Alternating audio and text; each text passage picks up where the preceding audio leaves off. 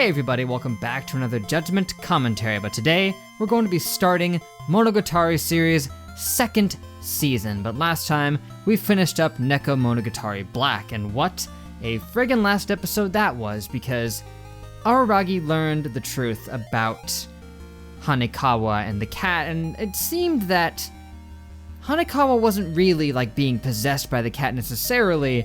She seemed to be more in control than she let on, and it was more like she and the cat had kind of become one being that they were now calling Hanekawa Black, and she was in control of her actions. She knew what she was doing, and this was all just her way of trying to let off some steam.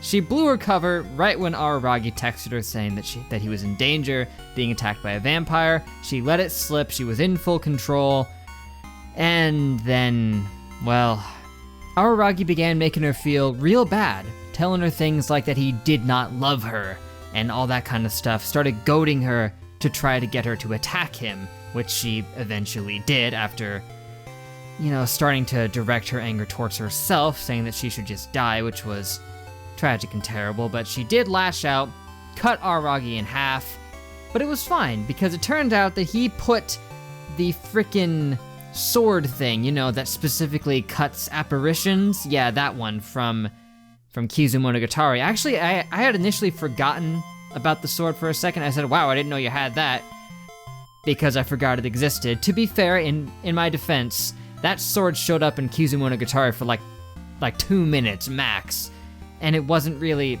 integral to the plot too much, so I kinda forgot it existed. My bad, but anyway, he took the sword and he swallowed it, keeping it inside of his body so that when she attacked him, she would be affected by the sword and then the cat would be taken care of. But Hanekawa didn't want to lose the cat. She wanted the cat in there so that she could use it as an excuse to run around town in their underwear attacking people. So, she was trying to forcibly keep the cat inside of her, causing herself immense pain. Araragi expected her to attack him, but he did not expect her to be so angry at herself over what he was saying, so he tried to backpedal a bit and said, why didn't you just shrug it off like you always would and just say, oh no, I don't know everything, I just know the things that I normally know, that kind of thing. But eventually, we got to the conclusion that we all saw coming, which was Shinobu hopping in and draining the cat out of her forcibly, and there were some interesting things about that, like that Shinobu spoke. She spoke to Araragi. I guess he wasn't thinking about that, She had spoken to him recently, but I guess he either forgot or wasn't taking that into account by the time she spoke again in Nisei. And after all was said and done, that's when Shinobu put that aviator helmet on her head, because that was her way of shutting Araragi out so that he wouldn't pat her on the head, because it was, a symbol of how close they were together, letting him pat her on the head. But now, he's not gonna get to do that. Not for a while, anyway. So wait, she starts to shun him and shut him out, and then she gets mad at him in Bake when he stops giving her as much attention? I guess she changes her mind. Anywho, I've been kind of rambling on here. The point is, Araragi does not love Hanekawa. Not really, not true love. What he felt for her was certainly infatuation. He had affection for her, but he's a teenage boy, you jump at the first girl who shows you any amount of attention, man. That's just what happens, especially when you're Araragi, who is intentionally shutting himself off from human contact because he thought having friends would make him weak. So someone comes in and breaks those barriers down. Yeah, it makes sense that he might think that he's falling in love with her. Although honestly, if you ask me, given time and if the circumstances weren't as terrible as they were involving them, I think he genuinely could have fallen in love with her. I think the potential was there, but it just wasn't gonna happen, not with everything going the way it did. Honestly, there's a lot more that I could say and cover about that last episode because it was pretty packed with information, but I think I should probably just move on to what we're doing here today, Monogatari series second season. Now, despite the fact that I thought the title sounded weird and kind of confusing because all this other stuff had not been listed as season 1, and then all of a sudden here we got season 2, but it's actually not that complicated. It's what I thought that it might be, and it's just a collection of these smaller named arcs all rolled up together as Monogatari series second season. It does stand out though, because none of the other arcs got bunched together in this way. It's only this one. Everything else got split up, so not sure why they decided to do that with this one, but it's fine. It does present a problem though. How the frick am I gonna title these videos? Am I gonna call them all Monogatari series 2nd season, or am I gonna label them off of the individual arcs? For now, let us begin the first arc here, Nekomonogatari Shiro. Yep, which translates to Nekomonogatari White, because last time was black, so this time is white. Guess we're gonna be getting another Hanekawa arc just immediately. And I guess it's gonna be the one about the tiger that they talked about in the last preview. Oh well. Interesting. In any case, let us just frickin' go? Go. Yes. Okay, so, fascinating episode. Like I said earlier, the most unique that we've gotten as of yet, without a doubt, just because Araragi was nowhere to be found and the perspective has been shifted to Senjugahara. We know very little about what Araragi is doing. That's apparently not the focus of this arc. He's just off doing something important, non-specified, and it's, I guess, connected to Mayoi. He dragged her away at one point for some vague reason, not even a vague reason, for one completely unquantified reason. He dragged her along into his house, took her backpack, and then when she finally escaped, she didn't take it with her. Why would he be dragging Mayoi to his house? What would he have to gain from that? I don't know. I don't know much about what's happened between Nisei and now, if anything. So, it's hard to say. But still, strange things are happening. We got just Hanekawa meeting this tiger. I'm not sure what this spirit's deal is, but he was talking about her being particularly white and talking about, white lies and things like that, but she was trying to say that she's clear as day, but we know she's not, just from experience here. However, the idea is that the tiger may have burnt down her house. There was definitely a flame motif to the tiger, he kind of had like a bit of things that looked kind of fiery on him, so I wouldn't put it past him to have torched her house.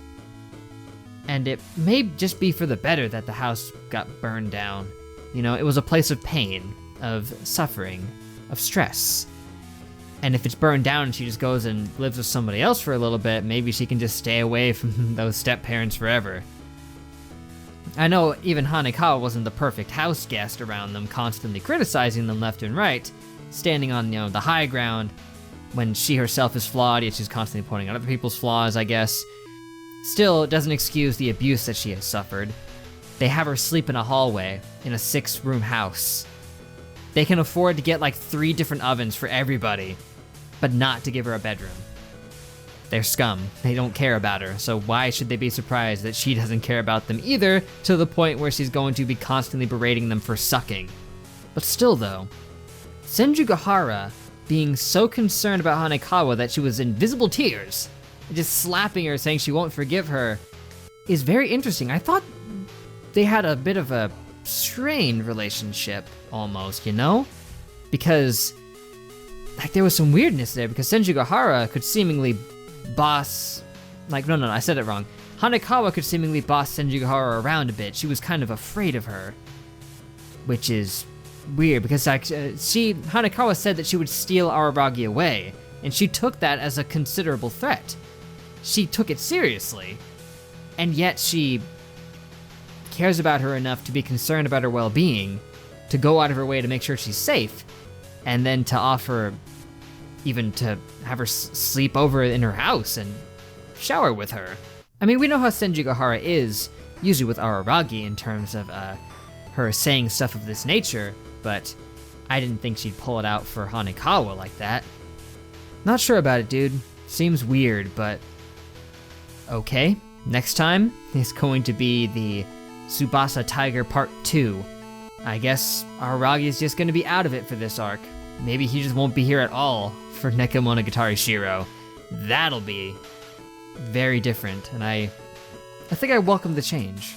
And here's an interesting thing.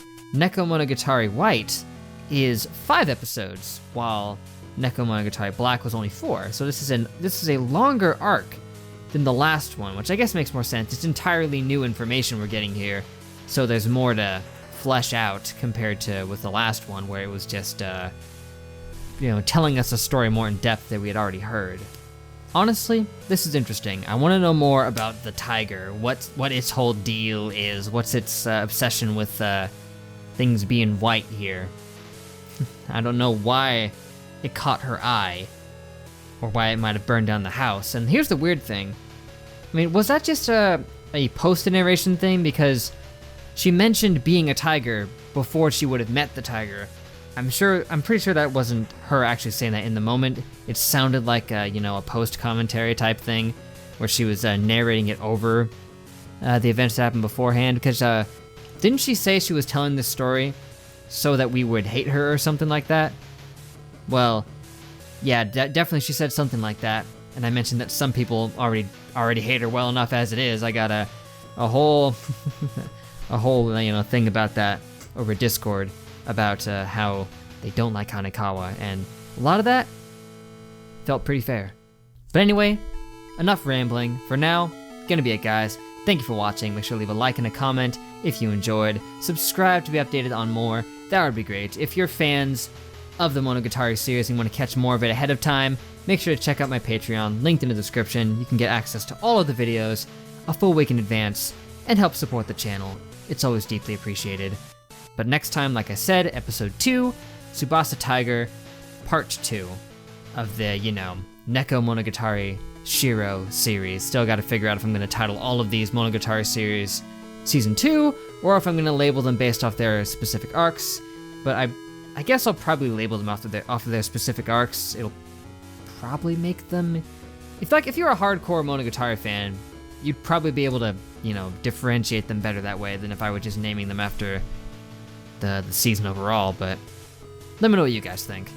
As I said, that's it. Hope to catch you next time, but till then, I will see you guys later!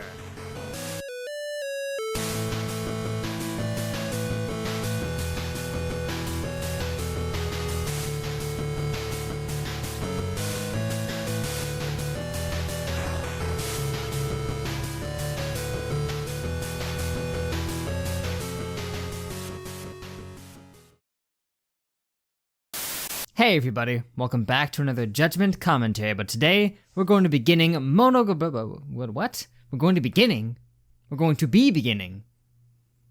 Probably not a good idea to say that.